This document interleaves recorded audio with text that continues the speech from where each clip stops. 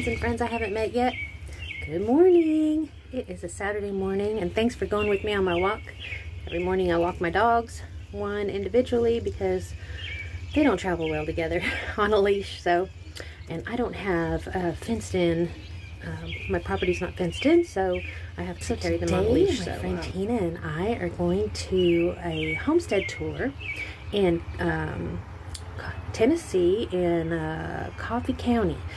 So we're excited about that, and hopefully I'll get to share our little tour with you all, and just hang tight, and you know, as always, we're gonna have a good time. Hey friends and friends I haven't met yet. I'm here with my friend Tina from Honeysuckle Farm and Ariella. Where are we going today?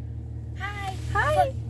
We are going to Sweet Chapel Farm in Manchester, Tennessee. Yay! We get to go do a homestead tour. Yep, it's Miss Kourtney's first agro-tourism event, and we get to go. We're super excited. Yeah, and if you don't know, Tina has a YouTube channel on Honeysuckle Farm, on YouTube for Honeysuckle Farm, so check her out also. We're just hanging out today. We're sweet friends, aren't we? We are. So we're going to bring you along. Enjoy. So are these dairy farms over there, or? Yeah, so actually the largest landowner, well, the cattle landowner of Coffee County is right behind us. So he's like just shy of 1,000 acres of dairy cattle, but he does a rotation. I don't know their actual practices other than seeing what they're doing. Mr. Keith, and so all of this is family. The Sheltons, the whole road is all family. It's a generational. It's all good. To make some friends. Just like it sure did. All right, welcome to Sweet Chapel Farms tour of the homestead. We hope to have several others that'll line up this spring, summer, and fall season, and we just wanted to kick it off here. Jason and I, we both facilitate the Homesteaders Alliance of Coffee County. We actually have Hickman County here. This is Hickman County Homesteaders Alliance. And so how I got started with wanting to do this, we wanted to do it last year, is because when we were actually in Tullahoma, I just wanted to learn all about farming, and you can watch all the YouTube channels. I mean, there's bukus of them, but I am get my hands in the dirt kind of person. I want to see it, I want to touch it, I want to be part of the whole experience. And so going to other farms was kind of an important part of actually getting into this lifestyle.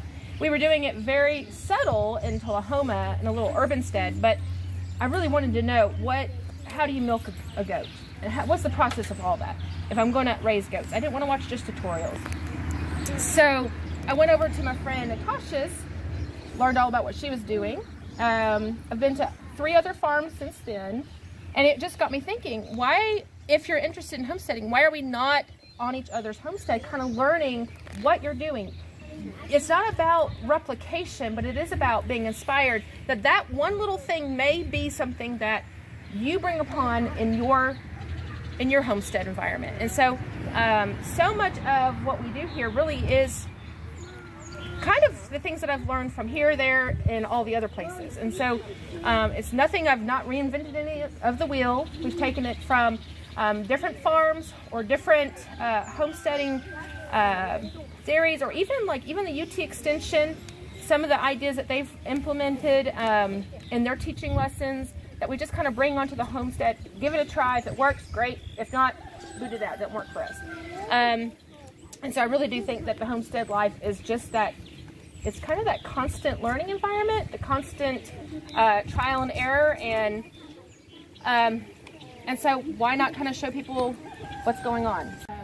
We are now just on 1.99 acres, but thanks be to the Lord that our neighbor has allowed us to use this additional 0.8 acres for rotating our cows. So with what we're going to tour, we did have Indy, our milk cow, which is a Jersey. We did have her on this, and we rotated her starting where this tall grass is, and we just rotated her day by day. And then when I'll show you on the other side where we continued that. So it's possible. It just has a lot of pressure, and so now that pressure much as we leave, just because we're adding for a season 0.8 acres. And so we run on Sweet Chapel Farm. We have coon pigs, layer chicken, meat chicken. We have a food forest going in, a vegetable garden. We do have nut trees and dairy goat, a donkey, ducks, bees. We used to have quail. Might get back into it because it's such a small footprint, but you can only handle so many birds at one time. So I'm good right now.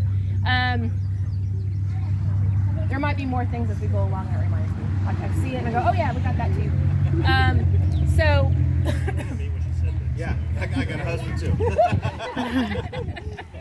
and prefacing all this, none of what you see is by my efforts. It is a whole family centric, all hands in, all effort in. And so, you know, even though I've graduated Master Gardener, that really is nothing compared to all the hard work and all the studying that Jason and I have done together, you know, discussing and all the things. So I just love gardening. And so Master Gardener was just kind of just to get a certificate. It didn't really teach me what I learned.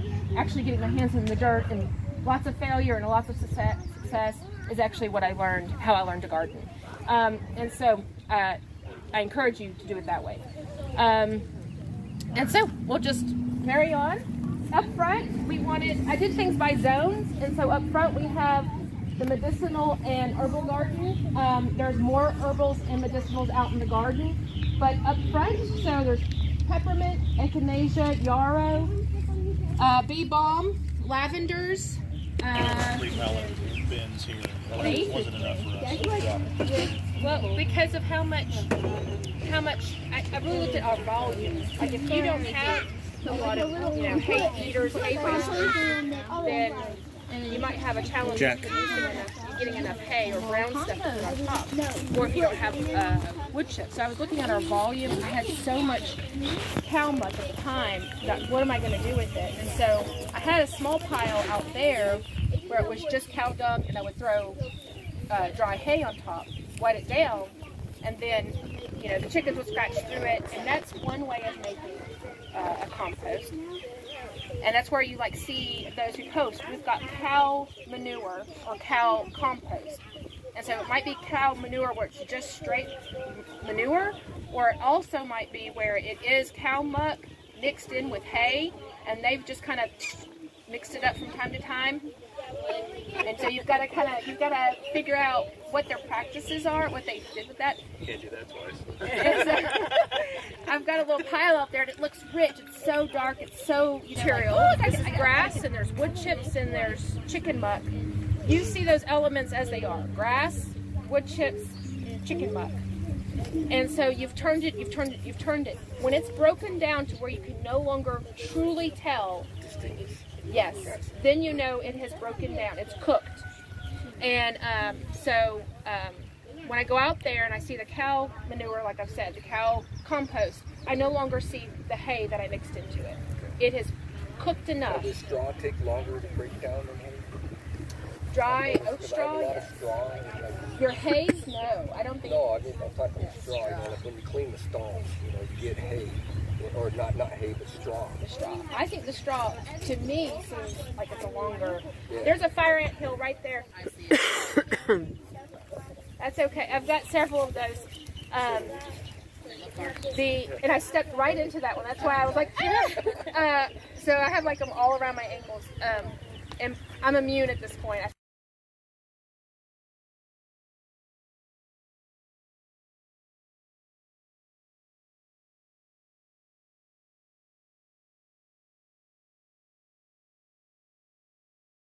Hey everyone, so we had a wonderful time at Chapel Hill Homestead, and Kourtney was so gracious to allow us to come see how she integrates her animals and does her garden. And I'm sorry I had technical difficulties, but hopefully she'll have us back soon and I'll get a better update and I'll get a better tour of her homestead. So with that, I'd like to sign off by saying dream big dreams for the tiny little things.